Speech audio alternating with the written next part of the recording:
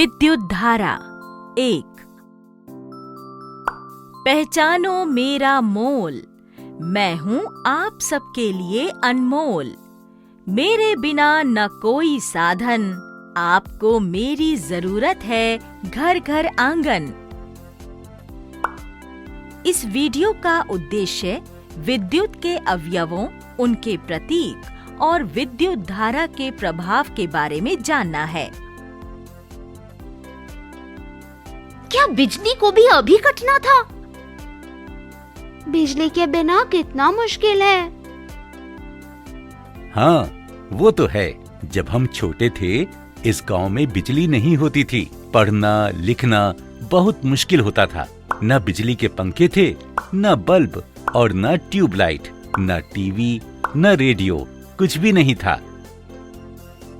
TV पर तो ये भी दिखाते हैं कि शहरों में रसोई घर में भी बिजली की मदद से खाना बनाया जाता है। कपड़े भी बिजली की मदद से धुल जाते हैं। यहाँ तक कि बर्तन धोने की मशीन भी बिजली पर निर्भर है। अच्छा, हमारे जिला अस्पताल की मशीनें जैसे एक्सरे मशीन भी बिजली से चलती हैं। लेकिन हमारे गांव में ही बार बार बिजली क्यों चली जाती है? दिन में तो रोशनी रहती है, रात में अंधेरा। क्या हम सूरज की रोशनी को किसी डिब्बे में बंद करके नहीं रख सकते ताकि वो रात को इस्तेमाल कर सके?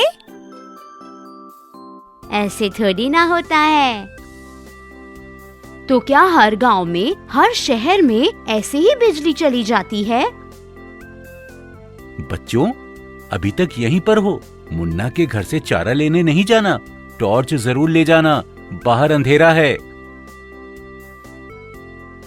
अरे देखो, घर में बिजली नहीं है, लेकिन मोहल्ले के खम्बे का बल्ब तो जल रहा है। ऐसा क्यों? रमेश, टॉर्च बंद कर दो। आज तो चांद की रोशनी ही काफी है। कितना अच्छा होता कि सूरज दिन भर चमकता रहता, अंधेरा ही नहीं होता। अरे रमेश, वहाँ देखो, बिजली की तार कट गई है। कहीं बिजली इसलिए तो नहीं चली गई? हाँ, हो सकता है। चलो चलकर देखते हैं। यहाँ पर कुछ लोग काम भी कर रहे हैं। और देखो, बिजली घर के चाचा भी यही हैं। रमेश, मुन्ना, लता, आप लोग यहाँ कैसे? नमस्ते चाचा जी। इस तार के पास मत आना। चाचा जी, मोहल्ले के खम्बे की लाइट कैसे चल रही है? गांव में तो पूरा अंधेरा है। सौर ऊर्जा पर चलती है। अच्छा, क्या सूरज की रोशनी को सचमुच इकट्ठा करके इस्तेमाल किया जा सकता है? हाँ, यह संभव है।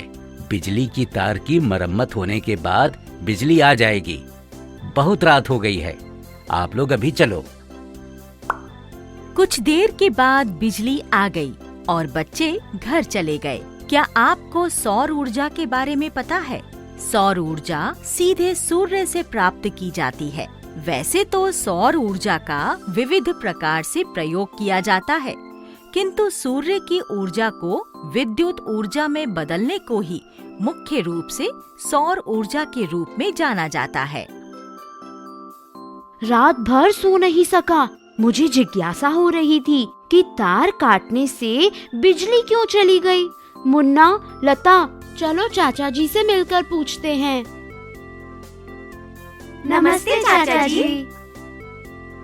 नमस्ते बच्चों, इतनी सुबह क्या बात है? चाचा जी, ये हमारे गांव में बिजली बार बार क्यों चली जाती है? परीक्षा नजदीक आ रही है और पढ़ाई में कठिनाई हो रही है। कल रात तो एक तार नीचे गिर गई थी। कुछ दिनों से तेज हवा के कारण यह हो रहा है। हम हवा को तो रोक नहीं सकते। अच्छा। जब तेज हवा और बारिश होती है, हम सावधान रहते हैं ताकि किसी को नुकसान न पहुंचे। इसीलिए हम बिजली की आपूर्ति को काट देते हैं। पर क्यों चाचा जी? कई बार बिजली की तार नीचे गिर जाती है और उसमें बिजली रहती है। इससे लोगों को झटका लग सकता है। अच्छा, ये तो खतरनाक है। क्या बिजली का तापीय प्रभाव रहता है? हाँ, क्या आप मुझे उन बिजली के उपकरणों के बारे में बता सकते हो जो बिजली की वजह से गर्म होते हैं? माँ कहती है कि किसी भी बिजली के उपकरण को गीले हाथों से बिल्कुल नहीं छूना चाहिए। चाचा जी, हमारे घर में एक पानी गर्म करने की रॉड है। जब हम इसे पानी में डालते हैं, पानी 10 मिनट में गर्म हो जाता है। शाबाश, उसे इमर्शन रॉड कहते हैं। इमर्शन रॉड विद्युत धारा के तापीय प्रभाव की वजह से पानी को गर्म करती है। चाचा जी, मेरी माँ तो इलेक्ट्रिक स्टोव पर खाना बनाती है। जब बिजली होती है तब खाना बन जाता है। शाबाश, विद्युत धारा के तापीय प्रभाव की वजह से कई उपकरण प्रयोग में आते हैं। बच्चों, क्या आप उन उपकरणों के बारे में पता लगा सकते हैं जो विद्युत धारा के तापीय प्रभाव की वजह से गर्म होते हैं? सोचिए और अपने अध्यापकों के साथ बैठकर इस सूची को बनाइए। आपको बहुत मजा आएगा। चाचा जी, यह बैटरी का चिन्ह है ना? और यह तो बल्ब का। जैसे हम सड़क के लिए सड़क चिन्ह और खतरे के लिए यह चिन्ह इस्तेमाल करते हैं, वैसे ही विद्युत अवयवों के लिए भी अलग अलग चिन्ह इस्तेमाल करते हैं।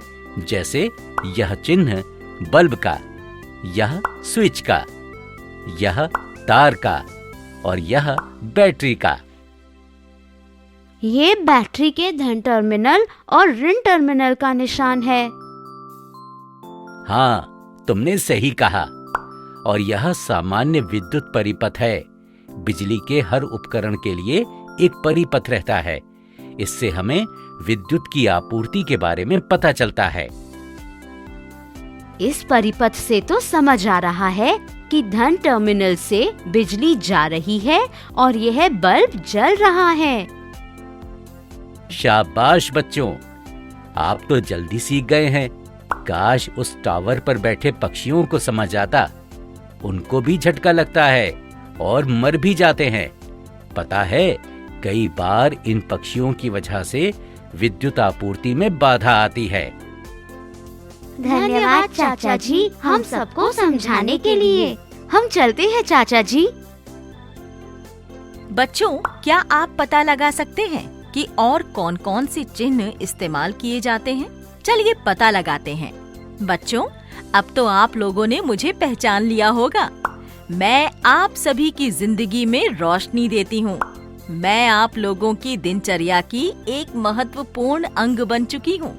खाने से लेकर सफाई तक मैं आप लोगों की मदद करती हूँ। हाँ, मैं बिजली हूँ, लेकिन देखा मैं कितनी तेज हूँ। आपको मुझसे बच के रहना होगा। नंगे पैरों से, गीले हाथों से किसी भी बिजली के उपकरण को छूना नहीं। अगर कहीं पर मेरे तार नीचे गिर गए हों तो उनको मत छूना। बिजली के खंभों से दूर रहिए, वे खेलने की चीज नहीं है। इस वीडियो में आपने विद्युत अवयवों के बारे में, उनके चिन्हों के बारे में और विद्युत धारा के तापीय प्रभाव के बारे में सीखा है। अगले वीडियो में आप विद्युत धारा का चुंबकीय प्रभाव के बारे में जानेंगे। धन्यवाद, फिर मिलेंगे।